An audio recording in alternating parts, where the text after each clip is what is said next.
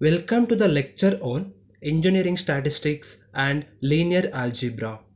In this lecture, I am going to discuss about two-dimensional Gaussian random variable and sum of two independent random variables.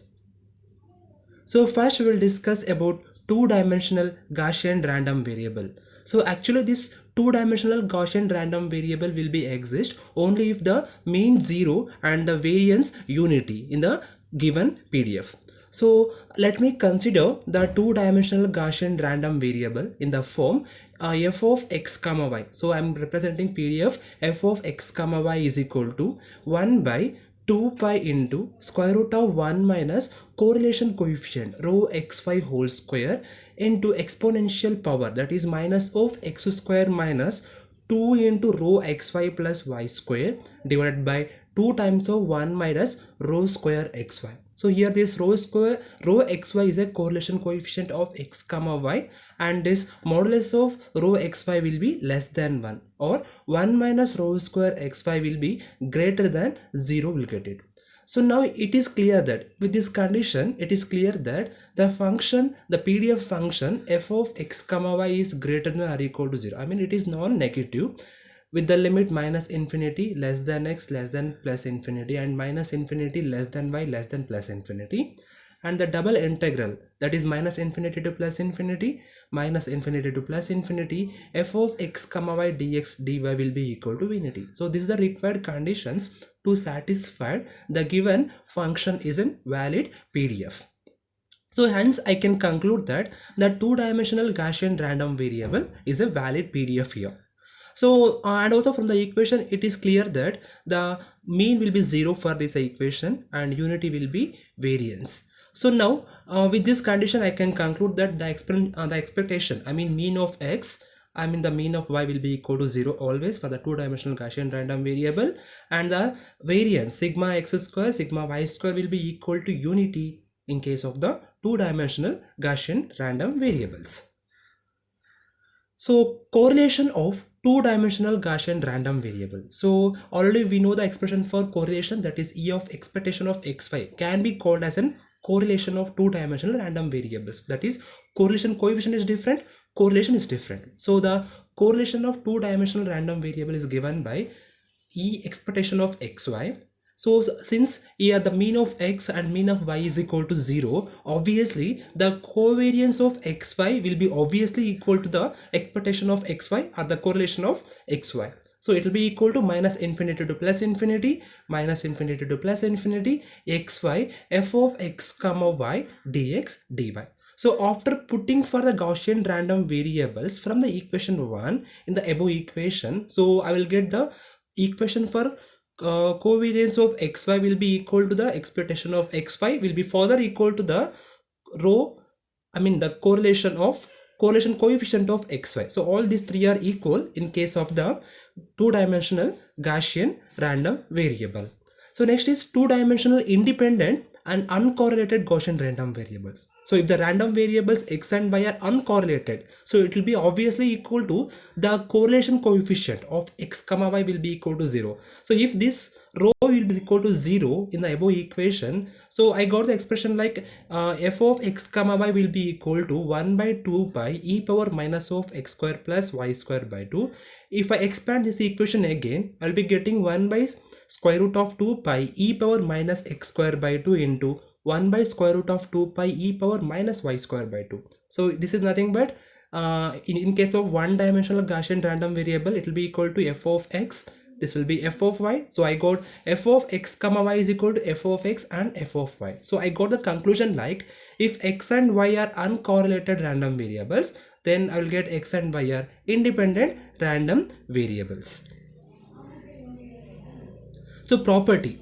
So consider that the two-dimensional Gaussian random variables are related together. So like two-dimensional Gaussian random variables by the following relation. x1 will be equal to sigma x1 y1 plus into mx1, and x2 is equal to sigma x2 y2 plus mx2. So here I am representing the variable x1 in terms of the variable y1. Same thing here also. So here sigma x1 stands for the standard deviation of x1 series. Mu x1 is nothing but the mean of the x1 series, sigma x2 is the standard deviation of x2 series. Mx2 is nothing but mean of the x2 series. So here y1 and y2 are Gaussian random variables having zero mean and unity variance. So from this condition, we have to obtain the expression for correlation of covariance of x1 x2 and rho x1 x2. So what I will get?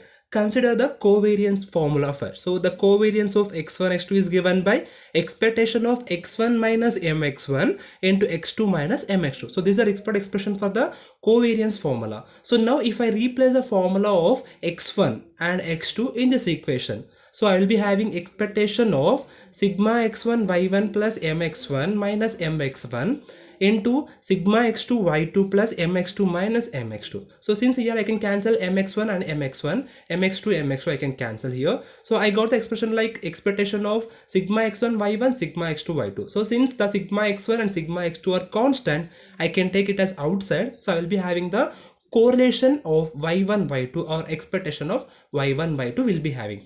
So now in general, the formula for covariance in case of the Gaussian random variable, that is E of y1 y2 is given by rho y1 y2. So now I can replace the covariance of x1 x2 will be equal to sigma x1 x2 into rho y1 y2.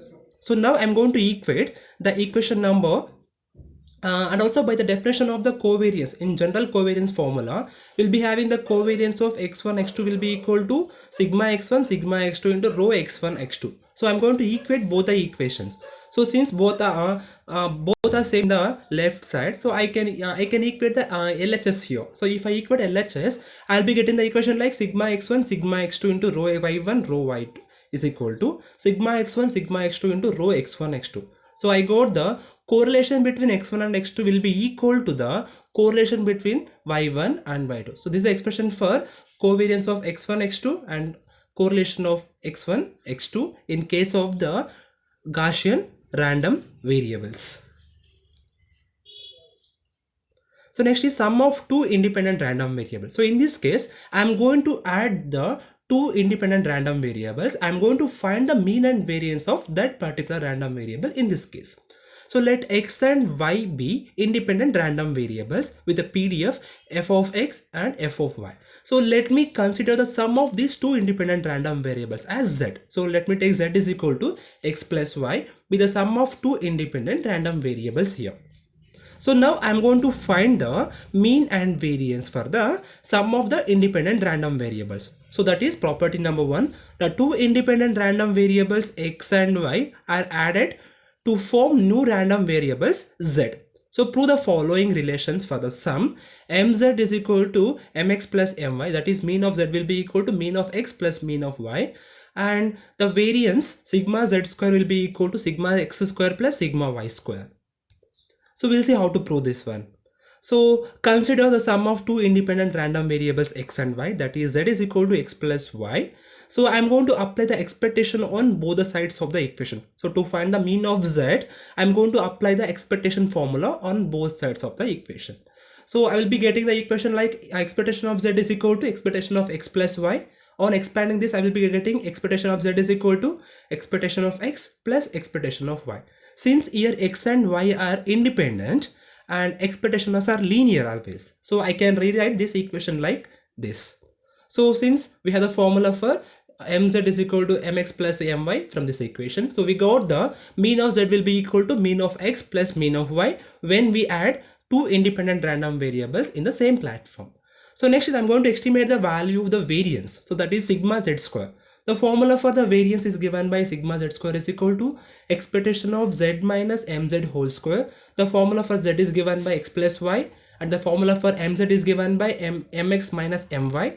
So on simplifying this, so I'm grouping that x plus y minus of mx plus my whole square on and expanding this equation by using the formula of a minus b whole square formula. So I'll be getting the formula like expectation of x plus y whole square minus 2 times of x plus y into mx plus my plus mx plus my whole square.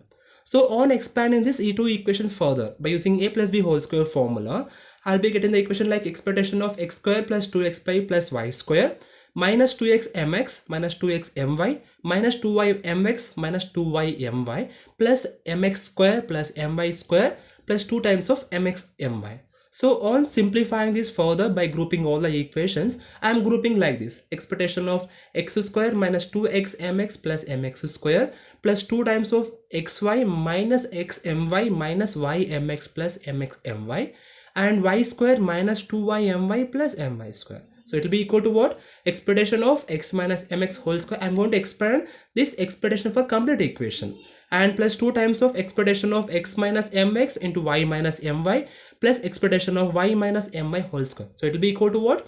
Sigma x square. This will be equal to 2 times of covariance of xy. This will be equal to sigma y square. So since the covariance of xy will be equal to 0 for the independent random variables, so since here the x and y are independent, so I will be getting the covariance of xy will be equal to 0. So I got the equation like sigma y z square is equal to sigma x square plus sigma y square. So hence I can conclude that when the two independent random variables are added, their means and variance will be also added. So next is property number 2. The two independent random variables x and y are added to form a new random variable z. Prove the following, that is the PDF f of z will be equal to f of x into f of y. So we'll see how to prove this property now. So I'm going to take the two independent random variables x and y with the PDF f of x and f of y. So let me add these two independent random variables, that is z is equal to x plus y.